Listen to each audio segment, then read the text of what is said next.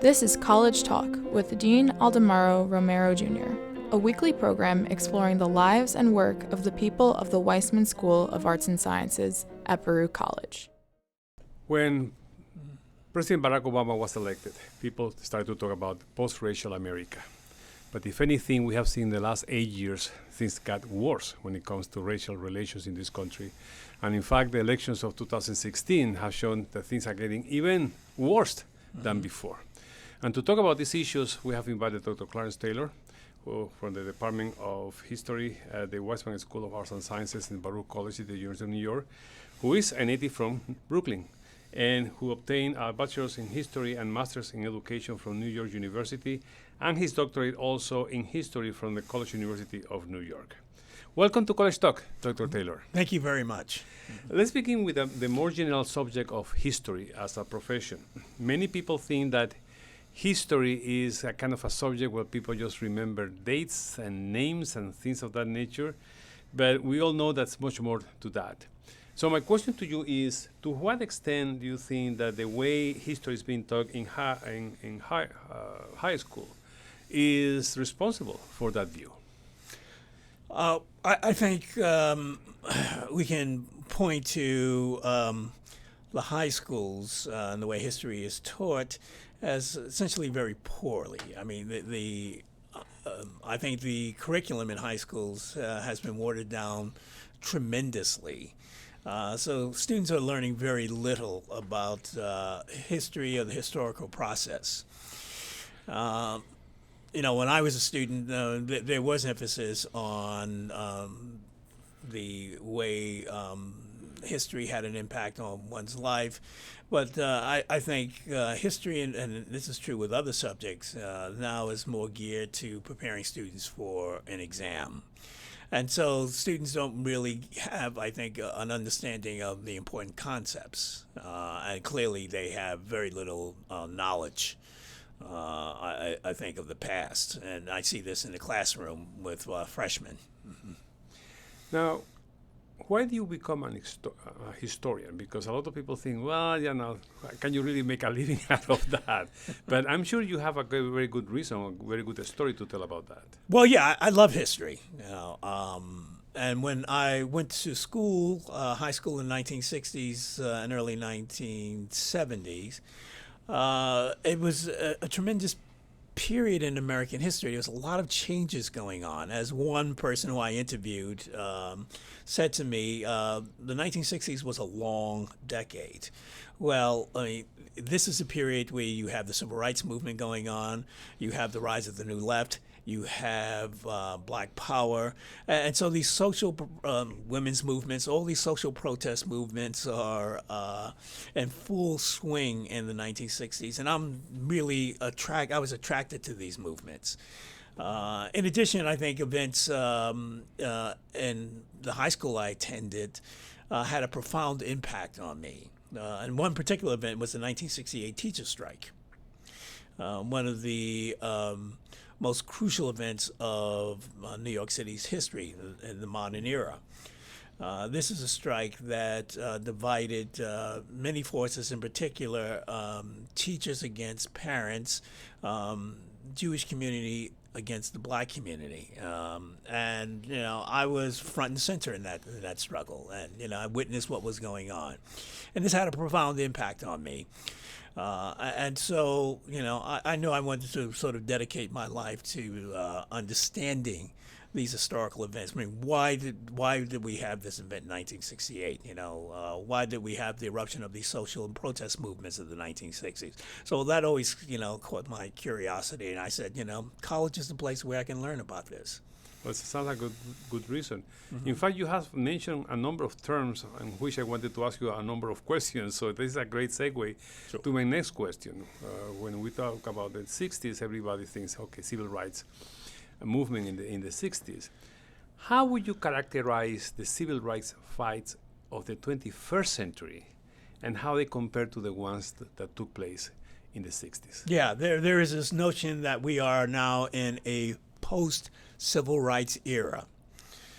And historians, writers, former civil rights activists, journalists, all use that phrase, the post-civil rights era. And what they mean by that is, well, we had this movement in the 1950s and 1960s. It was a success because it broke down the legal segregation, discrimination. And so what we are facing today is something else. The problems we are facing are something else. And I've rejected this notion. I think many of the struggles of the 1960s are still with us today. You know, we see the fight for voting rights, right? We see the resegregation of public schools. You know, I mean, these are big issues. And also there are economic issues that were with us in the 60s that are still with us today. So some people mischaracterized the civil rights movement in the 1950s and 1960s by noting that it was a movement to break down legal discrimination. Well, it was more than that. You know, it was fighting for economic justice. Well, we're in this period now where we are fighting for economic justice, right? We see the growing disparity of wealth that has a tremendous impact on communities. I think, you know, the similarities are quite evident between this period and the earlier period.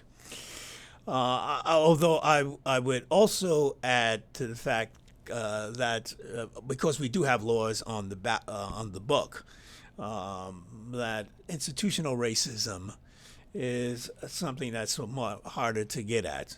One example, of course, is policing. And this is an age-old problem, right? But not too many people recognize this as a civil rights issue, you know, in particular police brutality. In fact, there are people who deny even the existence of police brutality. So I think, you know, taking on institutional racism is much harder, you know, because it's more overt than it is covert. Well, that's interesting that you mentioned institutional racism because sometimes it is blatant, it is out there, everybody can see it. Yeah. But sometimes it's even very subtle, and those are sometimes harder to fight. There are a number of studies that have shown that when you have a job opening and the applications come in, people who have, I would say, waspy names, they get a higher rate of calls back for interview. But people who have an African-American sounding name, they get fewer calls for interview, even if they are more qualified than people who happen to be white. Right. So the question is, how can we fight that more subtle type of racism? Because it is not that evident out there, you know, in terms of being in your face type of thing. Yeah. Well, I mean, yeah, it's not evident to everyone. You are correct. It's evident to some people. Exactly. Yeah. And you know, one way I think we've been trying to address this is to look at the impact that these practices and policies have on an institution. And so when you recognize that, you know, there are few Latinos and African Americans, for example, in an institution, you know, I think an institution then has the duty to question why this is the case, you know, and not just say it's just because there aren't enough applicants applying for the position. You know, we see this in departments. Yes. You know, here at this institution and other institutions. Yes. And so I think it's, you know, institutions have sort of, leaders of institutions really have to really turn to the big question, you know, why is this a problem and how can we fix it, you know? But besides that sort of volunteerism, you know, I think we need sort of stiffer, tougher laws to sort of address these problems. And educate people, because I quite frankly think that there are people who do not recognize that they are biased, but in an unconscious way. And I think that will take a lot of education. Well, yes, it does take a lot of education, and we should never stop talking about the issue of discrimination, of these disparities that we see right in front of our eyes. So, I think it's important to have that conversation, and unfortunately, people don't have the will to do that. And that's a good point, because I think one of the problems that we are facing regarding race and racism in this country is that most people don't want to talk about it. Right. I don't know if it's part because they are afraid of saying something that's going to offend someone, or it's just they feel uncomfortable about it because they really don't know the facts. Well, yeah, I think there is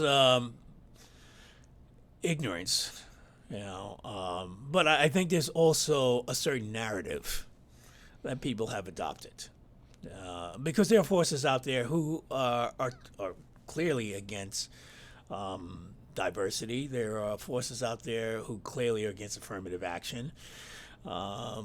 And they sort of just say, well, this is just a matter of fair play, merit should dominate, and, we should stay away from the issue of race, because the ones who are really pushing the issue of race, they are the ones who are essentially causing the trouble. That's the argument that folks have made.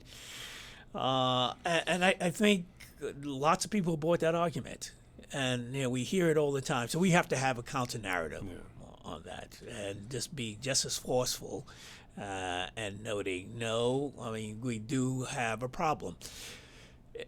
Years ago, when I was teaching at a small Jesuit institution in upstate New York, I remember students who were railing against affirmative action at this college. And I told the students to look around the room. I said, we have 34 students in this class, 2 are black. I said, when you look at the institution, about 7% of the students are Latino, about 6% are black. I said, so tell me about affirmative action, and how's this having an impact on you? So it's a narrative they hear, and they don't even face the reality. Yeah. And then I asked them a question about diversity. I thought was quite interesting, because I had found a photo of the 1946 faculty at this place, and it was all Jesuit priests. And this is in the early 1990s.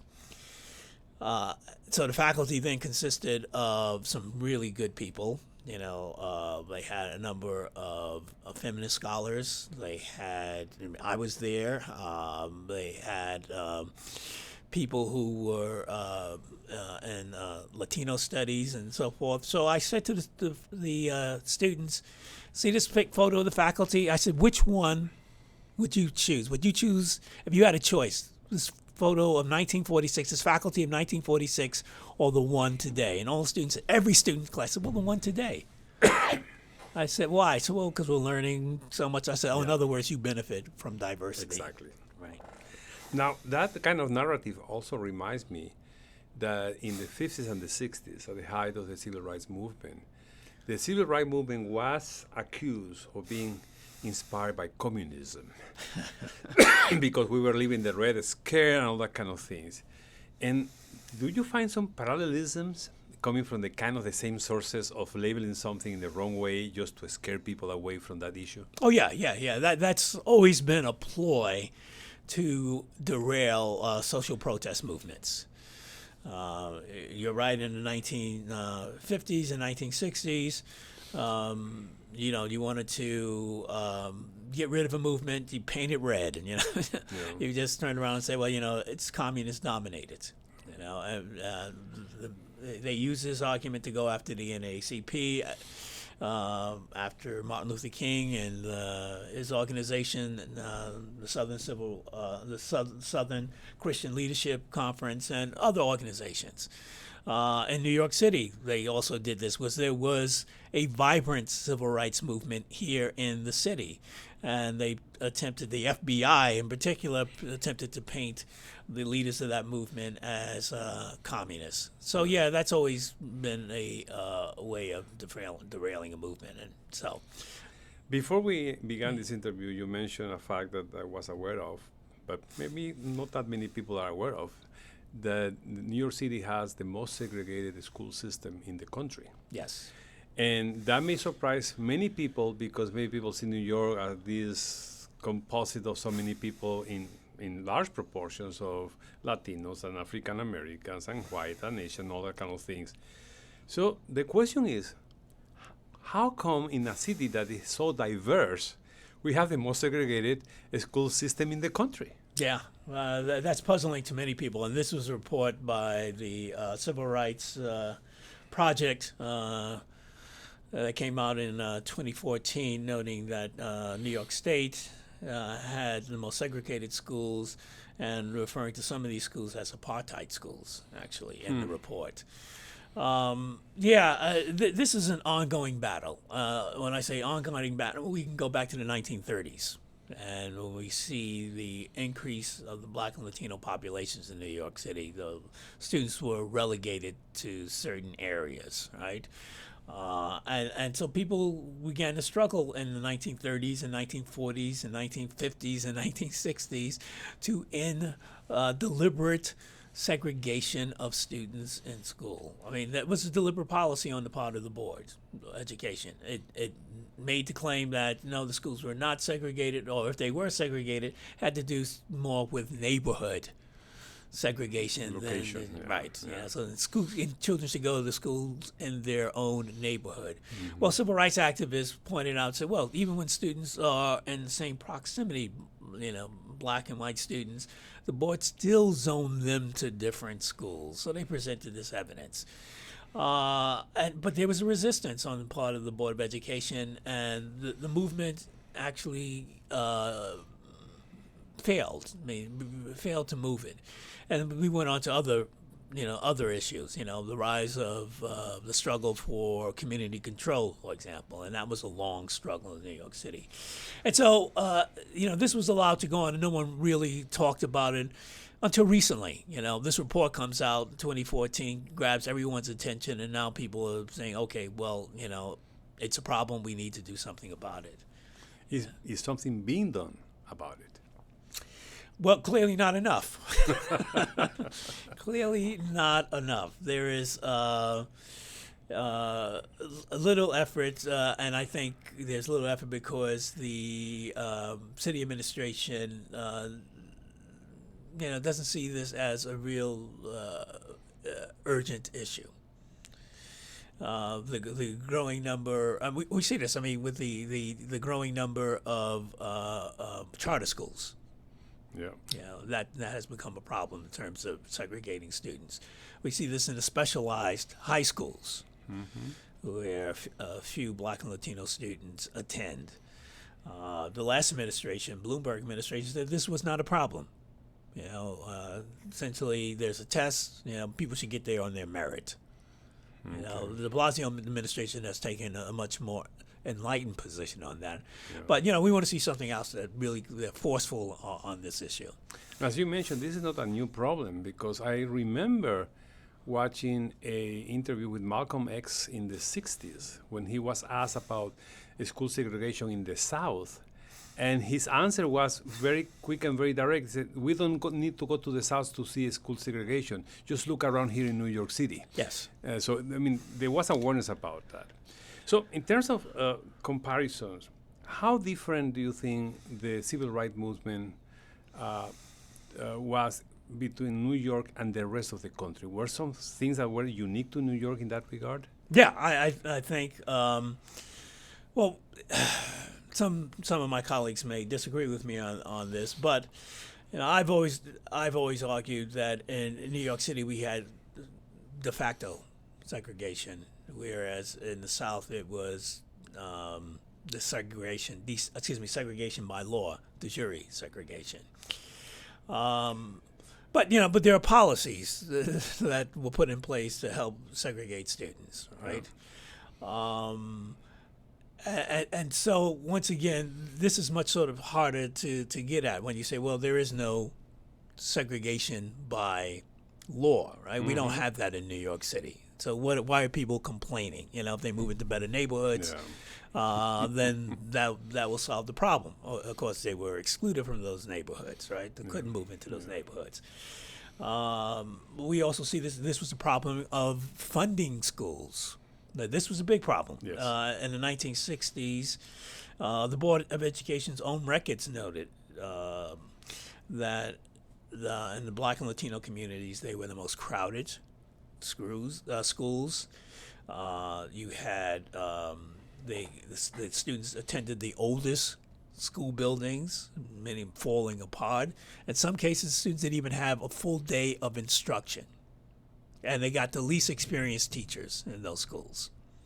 And this is all by design, And in a way implemented through budgets. That's right. Because, I mean, there was this documentary I watched on TV recently where they were comparing schools where the majority were African Americans versus the ones who were white in the same school district. Yeah. And you could see the difference in terms of infrastructure, even because they asked some African American students to visit the white ones, and they say, I don't have any of this in my school. That's right. So, in a way, the way you manage the budget can be an instrument for implementing these racist policies. That's right. Yeah. Okay. So, yeah. Another question I have for you. You have studied also the role played by black churches Yes. in this. And we are all aware of the role played by black churches during the civil rights movement of the 50s and 60s. What is the role being played by the black churches in the movement today, in the 21st century? Oh, that's a very good question. Because lots of people are asking that question. Where are they, Yeah.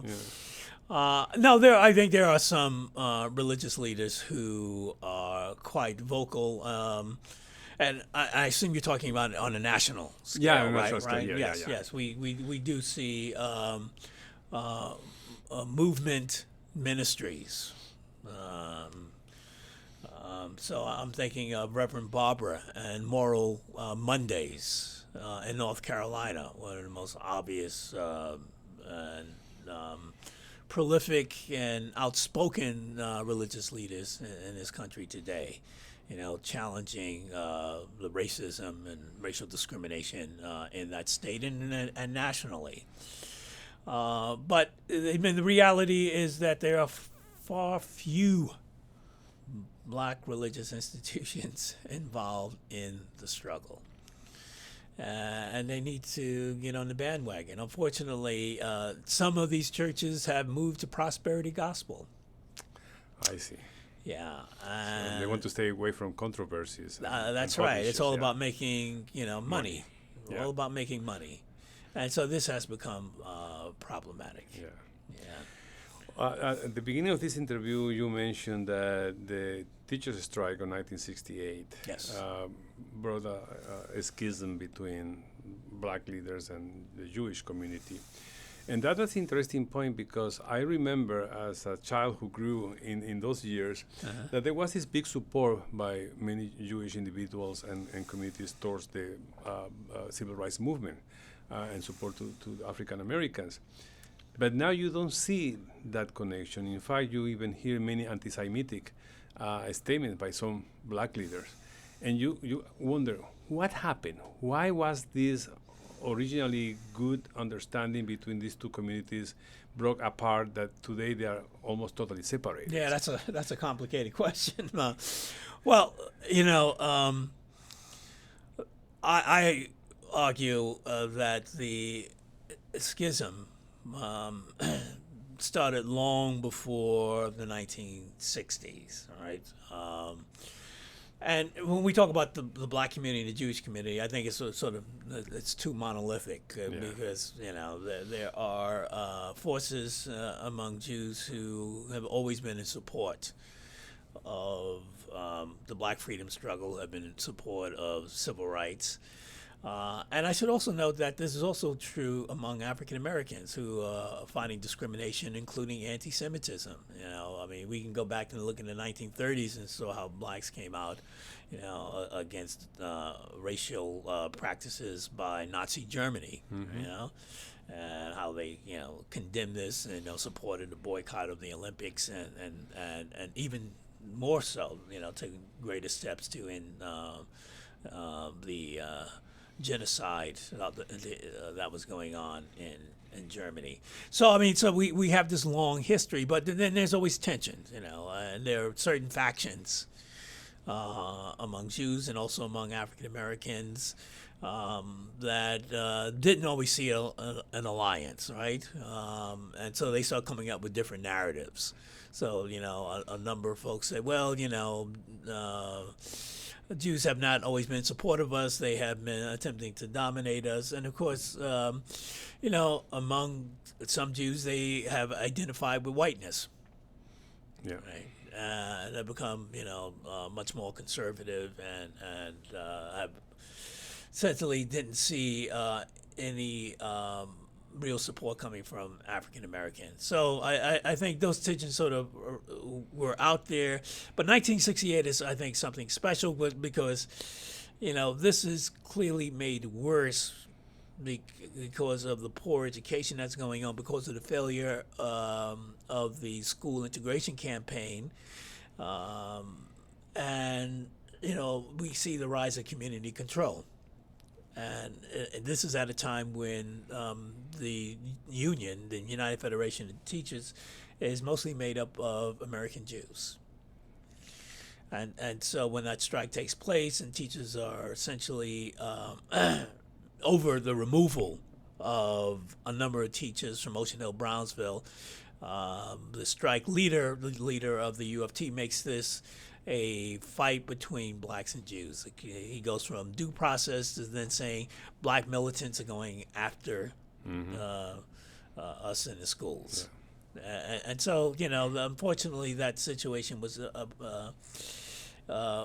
it's extremely bad one, and it led to I think this really detrimental break. Yeah. Okay. Yeah. Well, we're running out of time because this conversation is so interesting. I wish we had an entire hour. Yeah. But I have one last question for you. Sure. The many I had here. You have studied the lives of black leaders, and one of them has been Al Sharpton. Yes. And this is an interesting case for me because the Al Sharpton that I knew 20 years ago was this activist getting in these particular causes, sometimes controversial. And now that he's on television, he had kind of changed his image, not only in terms of physical, obviously, but also in terms of personality. Yeah. What happened? Well, he makes a claim that he had an epiphany after a demonstration in Bensonhurst when he was stabbed. And he writes this in his autobiography, Go Tell Pharaoh. What kind of legacy was I going to leave younger people and so forth. So he decided to move in a much more cautious direction. That's what Al Sharpton said. I don't buy that line. I think the Al Sharpton that we saw early is the same Al Sharpton that we see today. Yes, of course, he is not out there on the streets organizing protests like he used to. But there is a sort of, I think, an opportunist streak that runs through Al Sharpton. I think that was true early on, and we see it today. Well, thank you very much to Dr. Taylor, because it's again an extremely interesting conversation. And as I said earlier, I wish we had more time to discuss any other topics. Sure. And next week, we're going to have Dr. Ken Guest of the Department of Sociology and Anthropology, who will be talking about the cultural anthropology of New York City. So we're staying in the city with this. Oh, terrific. I can't wait to hear that one. Okay, so stay tuned. Okay, thank you. This has been College Talk with Dean Aldemaro Romero Jr., a production of the Weissman School of Arts and Sciences at Baruch College. All rights reserved, 2017.